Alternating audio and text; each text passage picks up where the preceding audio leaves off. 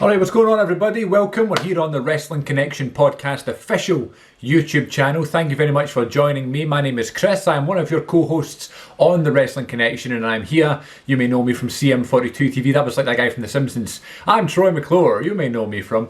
I am obviously doing my usual channel on CM42 TV, but I want to make the official home of all my wrestling content right here on the official YouTube channel for the Wrestling Connection Podcast. So I thought I would do some predictions for this Saturday's pay-per-view, AEW Full Gear 2020. I can't believe Full Gear was a whole year ago when we had Jericho versus Cody the last time. Great show. Not quite as good as Revolution, which by the way, AEW have recently released their DVDs and their shows on DVDs up until Double or Nothing 2020, and I have been saying since AEW's inception that that's the one thing I want. I want to start the AEW, event collection, and I want to be like these guys that started collecting the WWE pay-per-views as soon as WrestleMania 15 was released, and then one by one they would just buy it as they came out and then they had the full collection. I want to do that with AEW. They have released all the shows on the AEW shop website, so there's an American version of them, and I just don't want to order them all, pay loads of shipping, loads of tax and all that stuff, and then they come and it's like region A or whatever and I can't play it here. So I'm waiting to see if it gets a UK carrier. Now WrestlingStore.co.uk have like a page on the AEW section basically for DVD and Blu-ray, so that makes me think it's coming, but nothing's there yet. There's no items available to buy or whatever, or even to look at. So I think what they've done is they've just made an order on shopaew.com and they're just waiting for it to be delivered and then they can advertise. So as soon as that's up on Wrestling Store, I am going to buy them. Hopefully they'll be in time for Christmas. I can ask Santa to bring me a couple, but I'm going to have, my goal is to have a full AEW DVD/Blu-ray collection. For Full Gear this Saturday, very, very excited. Just last weekend I was sitting there thinking, I wish it was pay-per-view Sunday. I'm really, since I'm back working now, I'm really craving pay-per-view Sunday, and there isn't going to be one till Survivor Series on the WWE front. But this Saturday we have a New Japan show, which will be on in the morning UK time, so I'll get to see it, in the afternoon, which is going to be Power Struggle, which I'll check out. But I'm buzzing for pay-per-view Saturday night, Full Gear live on Fight. I am buzzing. Predictions-wise, predictions is going to be a great show. I think John Moxley versus Eddie Kingston is low-key one of the best stories of the entire year for wrestling. I think Eddie Kingston is amazing. However, he's no way, shape or form going to win the world title here on Saturday. John Moxley is my prediction for the main event of this show. I think it's going to be a great match. It's an I Quit match, and it's actually a shame that we just had the Roman Reigns and Jey Uso I Quit match, which was so good. But the novelty of an I Quit match, which we haven't really seen a lot of recently, has kind of been sort of tamed down a little bit because we've just seen it at Hell in a Cell.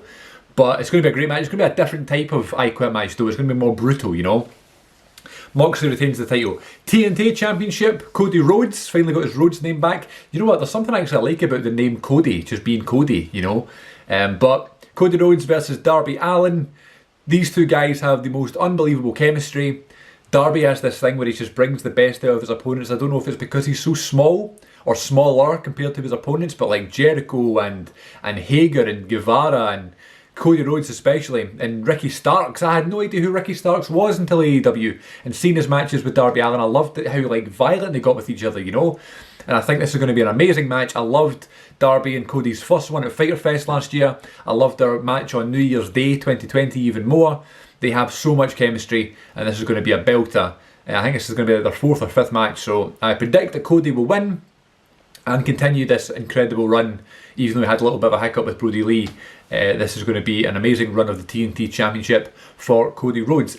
Tag team titles, FTR versus the Young Bucks, and if the Young Bucks do not win, they will never challenge for the tag titles again. And I'm going to say, I think the Young Bucks will win the tag team championships this Saturday.